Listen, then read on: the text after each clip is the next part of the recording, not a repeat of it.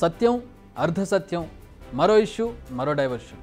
ఇలా విషయం ఏదైనా తమకు అనుకూలంగా వారికి ఎక్కడ వరకు కావాలో అక్కడి వరకు మాత్రమే చెప్పి అసలు విషయాన్ని దాచేయడం రాజకీయ నేతలు కొత్త ఏం కాదు.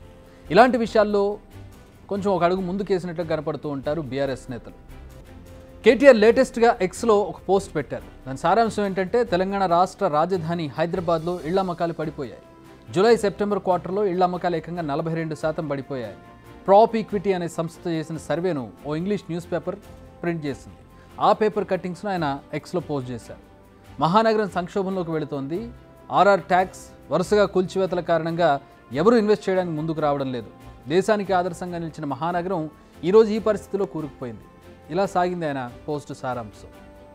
కేటీఆర్ నిజం చెప్పారా, అబద్ధం చెప్పారా? ఈ క్వశ్చన్కి ఆన్సర్ నిజమే చెప్పారు. ఎస్, నిజంగానే హైదరాబాద్లో సేల్స్ పడిపోయాయి. బట్ ఆయన చెప్పిన నిజం సగం మాత్రమే. ఇప్పుడు అసలు నిజం మనం చూద్దాం. హైదరాబాద్లో సేల్స్ పడిపోయాయి. మరి ఇతర నగరాల్లో పరిస్థితి ఎలా ఉందో చూద్దాం. ఇవి మేము నోటిమాటిగా చెప్పడం లేదు. ప్రాప్ ఈక్విటీ అనే సంస్థ సర్వేలో ఉన్న విషయాలనే కాస్త డీటెయిల్డ్గా చెప్పుకుందాం. అంటే ఒక నగరానికి కాకుండా అన్ని నగరాలకి కూడా చేస్తారు కదా వాళ్ళు, దానికి సంబంధించి దేశవ్యాప్తంగా ప్రముఖ నగరాల్లో ఇళ్ల కొనుగోళ్లు ఎలా ఉన్నాయి, ఒక్క ఎన్సీఆర్ అంటే నేషనల్ క్యాపిటల్ రీజియన్ ఢిల్లీ తప్ప దేశవ్యాప్తంగా అన్ని నగరాల్లో ఇళ్ల నమ్మకాలు పడిపోయాయి. ముంబై, పూణే, బెంగళూరు, చెన్నై, కోల్కతా, ఆఖరికి మన హైదరాబాద్లో కూడా అమ్మకాలు అమాంతం పడిపోయాయి. ఇక కొత్త ప్రాజెక్టుల లాంచింగ్ విషయానికి వస్తే కూడా సేమ్ సిచ్యువేషన్.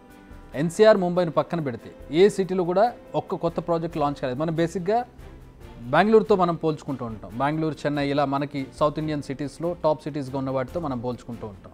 ఎందుకంటే ఢిల్లీ, ముంబై వాటి పరిస్థితి వేరు, వాటి జాగ్రఫీ వేరు, వాటికి ఉన్నటువంటి పరిమితులు వేరు. ఇక ఈ సిటీస్ విషయానికి వచ్చినట్లయితే ఆ రకంగా ఆ ముద్రణ జరిగింది. ఇది వాస్తవ పరిస్థితి. కానీ కేటీఆర్ ఒక్క హైదరాబాద్లోనే పరిస్థితి ఇలా ఉంది అంటే అది ఒకటే పోస్ట్ చేశారు. దీనికి సీఎం రేవంత్ రెడ్డి హైడ్రా చేస్తున్నటువంటి కూల్చడాలు లాంటివే కారణమని ప్రొజెక్ట్ చేస్తున్నారు. ఇది పూర్తిగా ప్రజలను మిస్లీడ్ చేయడం కాదా అని కాంగ్రెస్ నేతలు ప్రశ్నిస్తున్నారు. అసలు హైదరాబాద్లో అమ్మకాలు తగ్గడానికి కారణం ఏంటి? ప్రస్తుతం భాగ్యనగరంలో ధరల పరిస్థితి ఎలా ఉంది? ఆకాశాన్ని తాకేలా ఉన్నాయని చెప్పొచ్చు. ఇప్పుడు మీరు వెళ్ళి ఒక బిల్డర్ని అడిగితే అతను రేటు చెప్తాడు, అది మనకు అర్థమైపోతుంది. ఒకప్పుడు శివారు ప్రాంతాల్లో 40 నుంచి 50 లక్షలు ఖర్చు చేస్తే ఇల్లు వచ్చేది. ఇప్పుడు ఆ పరిస్థితి ఉందా? మినిమం ₹1,00,00,000 పెట్టాలి. 1,00,00,000 కూడా సరిపోదు. ఇక అల్ట్రా లగ్జరీ వాటి విషయానికి వస్తే 5 కోట్ల వరకు వెళ్లాల్సింది. 10-15 కోట్లు కూడా ఉన్న విల్లాలు. ఇవన్నీ మధ్యతరగతికి అందని ద్రాక్షలా మారుతున్నాయి. అందుకే హైదరాబాద్లో అమ్మకాలు తగ్గిపోతున్నాయనేది ఒక కారణంగా చెబుతున్నారు ఎక్స్పర్ట్స్. ఎందుకంటే హైదరాబాద్ రియాలిటీ మార్కెట్ శాచ్యురేషన్గా చేరుకుంది.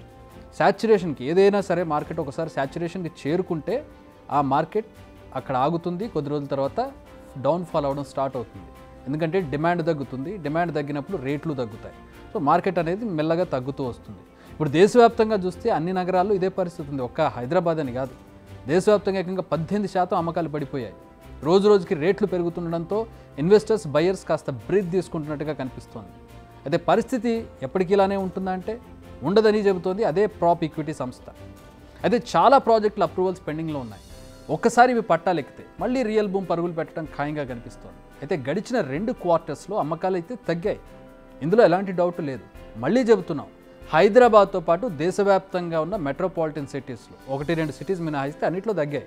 ప్రధానంగా బెంగళూరు, చెన్నైలో కూడా.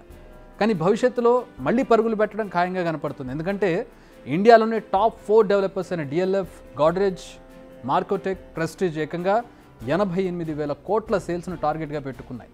88,000 కోట్లు. ఇది ఈ ఏడాది కంటే 73,000 కోట్ల కంటే ఎక్కువ. సో ముందుంది మంచి కాలం. కానీ ఈలోపే ఏదో జరిగిపోతుందని, జరిగిపోయిందని సగం నిజాలు చెబుతూ ప్రచారం చేస్తే ఎలా అంటున్నారు కాంగ్రెస్ నేతలు కేటీఆర్ని. బిగ్ టీవీ అవుట్లుక్ కథనాలు నచ్చితే వెంటనే బిగ్ టీవీ ఛానల్ను సబ్స్క్రైబ్ చేయండి.